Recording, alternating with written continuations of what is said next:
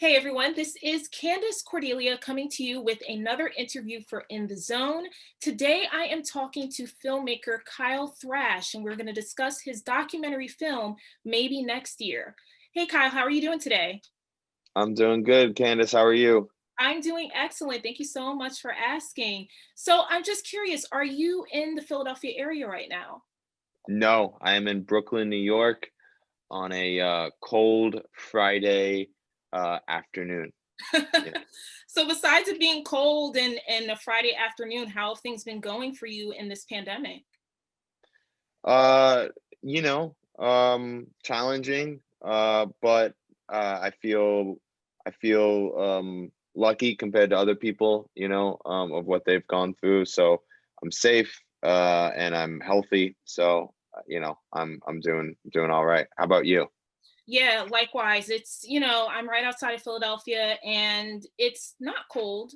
Well, it's a little cold. It's not rainy, but it's a little chilly. It's getting to be winter, but we're hanging in there. We have a lockdown happening again until January 1st. So, yeah, we just got to handle our business and do our thing and just kind of make sure we're staying safe and healthy. So, yeah, that's about it.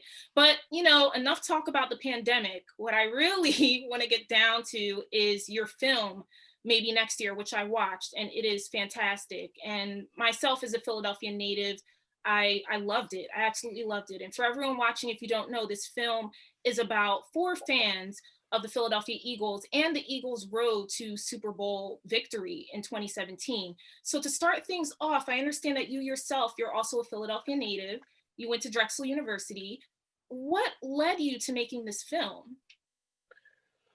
Well, yeah, because I was born in Philly and raised in the Lehigh Valley. Then I went back to school at Drexel. I was kind of always in the Philly sports realm and kind of going to games and going down to the vet as a kid and then the link as a young adult.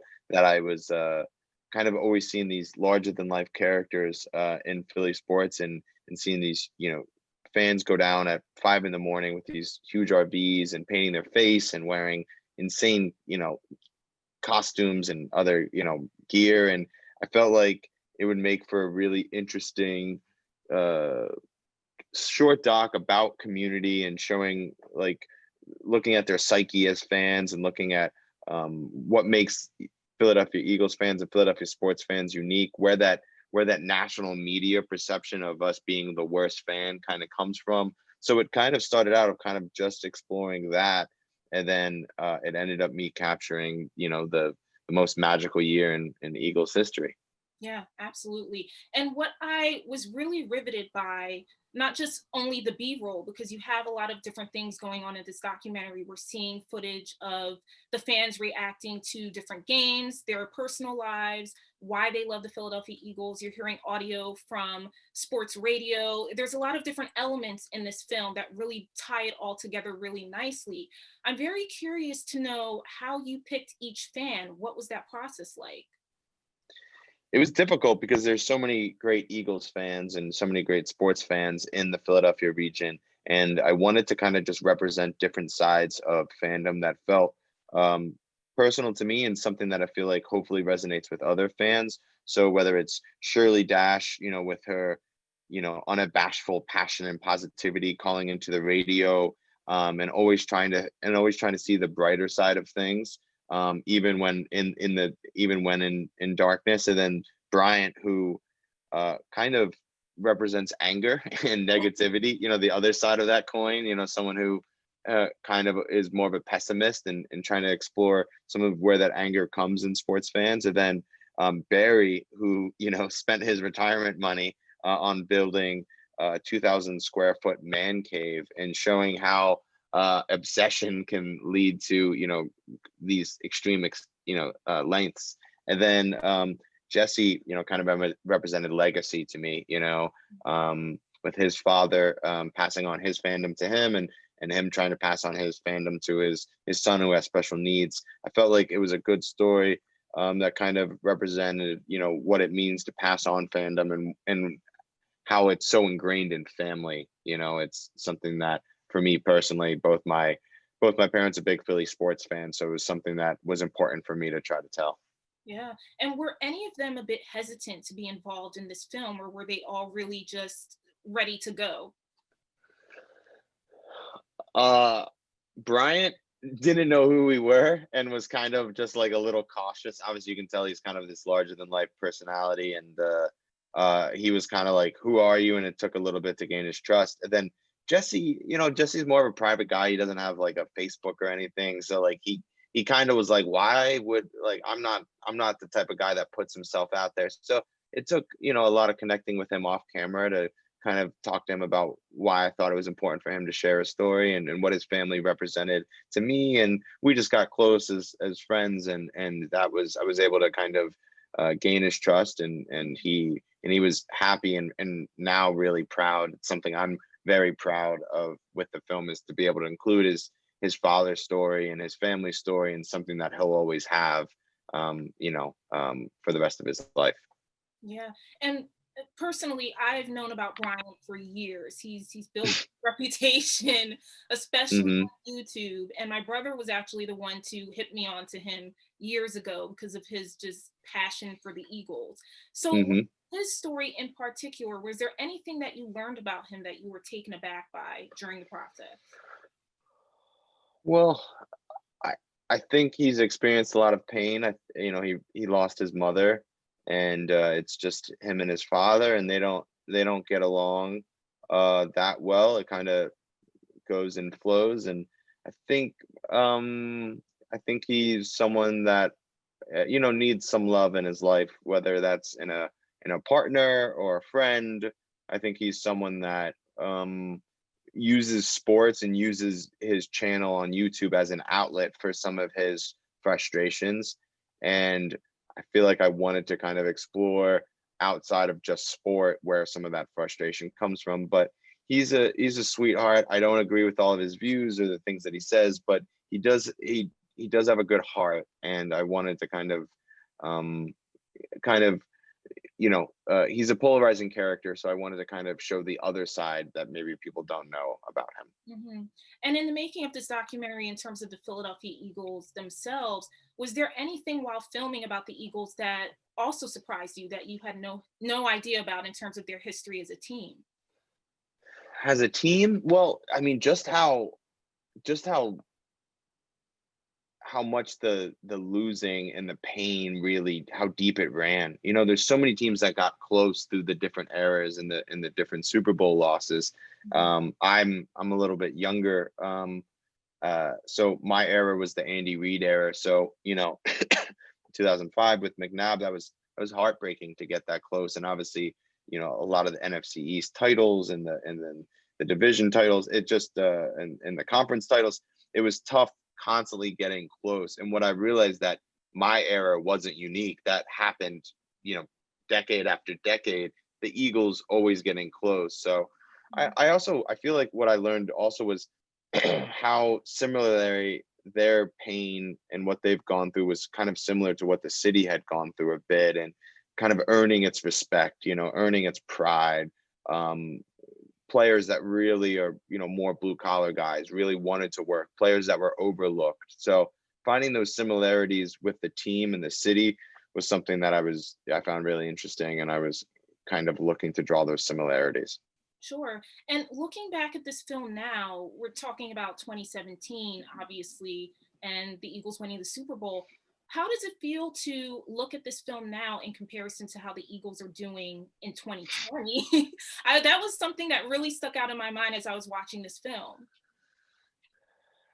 I mean, it's tough watching a team that looks good on paper and feels like they have the pieces, supposed to do better than they are. And obviously, there's a lot of injuries. But I think I think I think what it shows is how hard it is to win in the NFL. It's a really competitive league, and it's hard to win a championship. Obviously, it took us almost 60 years to win one. So I think what it shows is, there's so many factors that go into a season. Injuries, how are players doing, who's able to play, who's not able to play, and then we have COVID this year, and coaching staff and personnel change. So sometimes all the ingredients have to work together in a way that you're not, you don't expect. No one expected Nick Foles to do what he did. It was the first time in history a number one seed was an underdog. That's where the mask come from. So I think thinking about it now, I think it, for me, it actually makes it even more special to think that at least it happened, and to remember how hard it is, as the team continues to struggle. Yeah, yeah. And where were you exactly when the Eagles won? Were you watching the game or were you elsewhere? I'm just curious about that. I mean, I was making it, so I was behind the camera. Yeah, yeah. I was in South Philly with Jesse. I was on that crew, Mm. filming with him and his dad, and between there and then at a local fireman's bar and police bar, that's like right across the street from D's bar, right on Second Street, and or on 2 Street, and then after, of course, we jetted to Broad Street, to be there. But organizing the Super Bowl was such a feat because I wanted to make sure, and again, you're from the area, so like I wanted to make sure I captured the Northeast with people up on Cottman Ave, but I also wanted to capture the energy down at Chicky and Pete's and Xfinity Center, and I also wanted to capture certain people's homes, and I wanted a drone for the walk right down Broad Street. The Super Bowl night ends with that long tracking shot of just seeing all these people flood into Broad Street. So it was a lot of planning to make sure that I feel like each part of the city was as the best that we could was properly represented on that night. And what did you feel? What was that moment like for you, not just as a filmmaker, but as someone from Philadelphia? Oh man, it was elation. It was euphoria. It was a ton of nerves. I got really nauseous right after they won because I felt this rush of like, this is the best feeling in the world. And also this panic to be like, we have to capture everything. So like, it was like my parents calling me crying, but also like, get in a cab, get in a cab. We got to get to Broad Street. They're running out, So it was this kind of like being pulled in all these different directions, it was kind of like a blur. But yeah, I feel lucky to be a part of it. So it was definitely one of the best nights of my life. Yeah. Did you grow up having that quintessential sports movie or television show? Did you grow up with a favorite? And did you really even grow up with the notion knowing that you were one day going to make a sports documentary, or was this something that just kind of happened for you?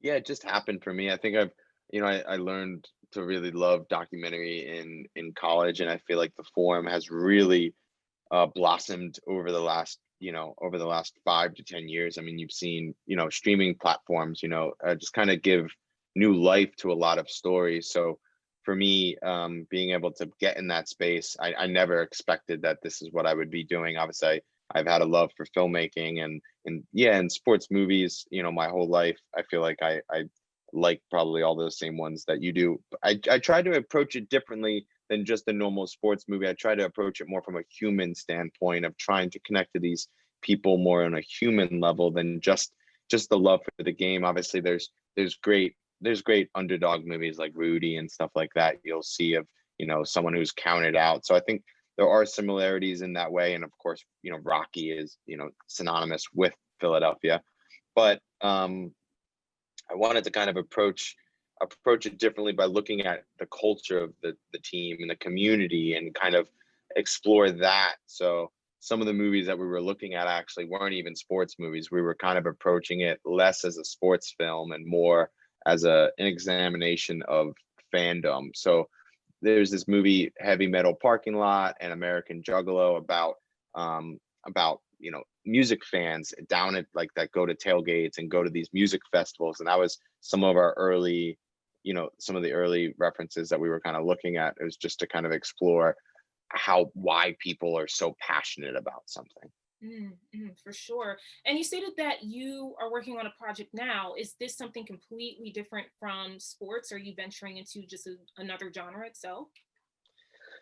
Yeah, I'm working on a new documentary with another director. I'm co-directing with Haley Elizabeth Anderson, and we're working with the nonprofit Last Prisoner Project on a new documentary about Michael Thompson, who is a a man who was arrested in 1994 and sentenced to 42 to 60 years for selling 3 pounds of marijuana, which is obviously an incredibly unjust sentence. And he just had his parole board hearing this week. So we were there with his family, and we're trying to,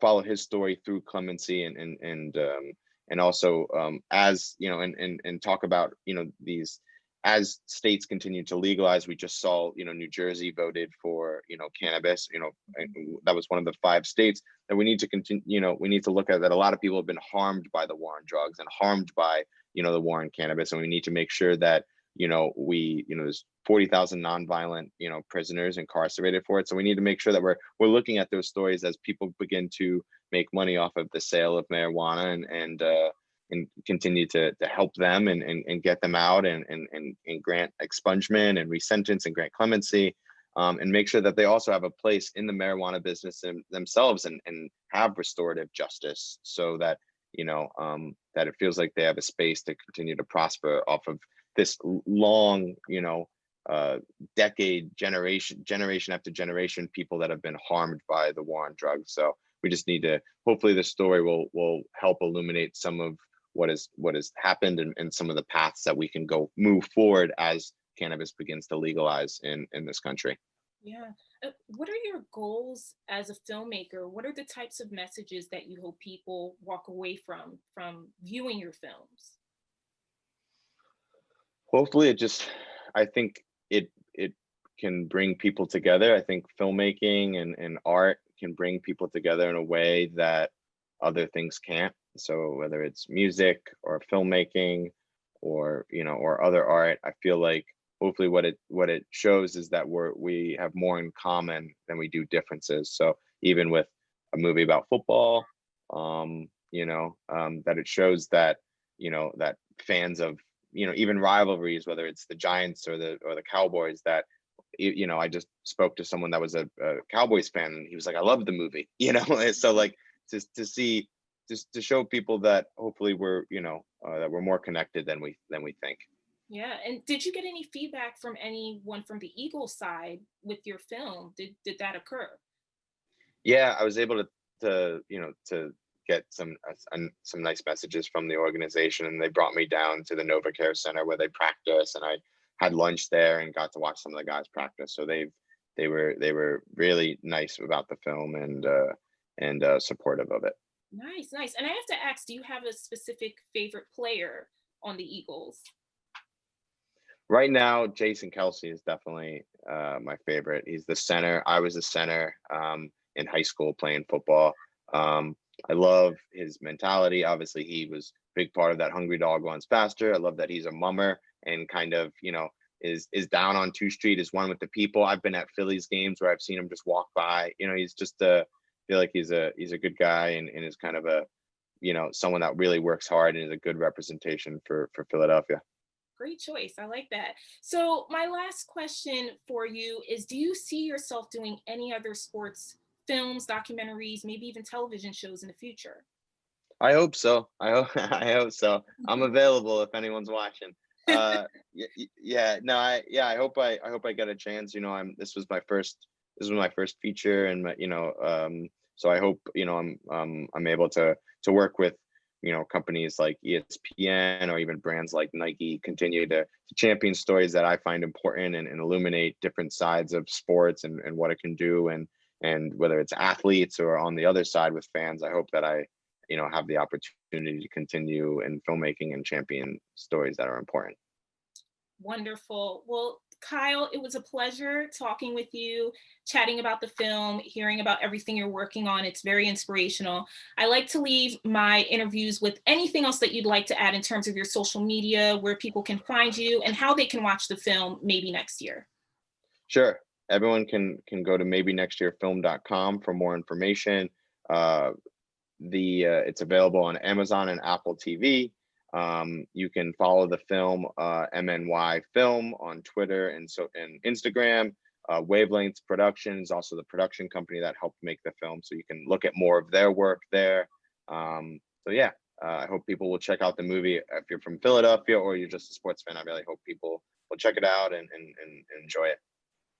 Thank you so much. And I know that people are going to love this movie. I certainly did. Thank you guys for watching In the Zone. We have more amazing interviews laid out for you in the future. And if you have any questions, you know where to find us at inthezone.io. Thank you again, Kyle. And hopefully we will get to talk with you more in the future. Would love that. Thanks, Candace. I You're appreciate it. welcome. You're very welcome. Thanks for being a part of the show. Yeah, happy to.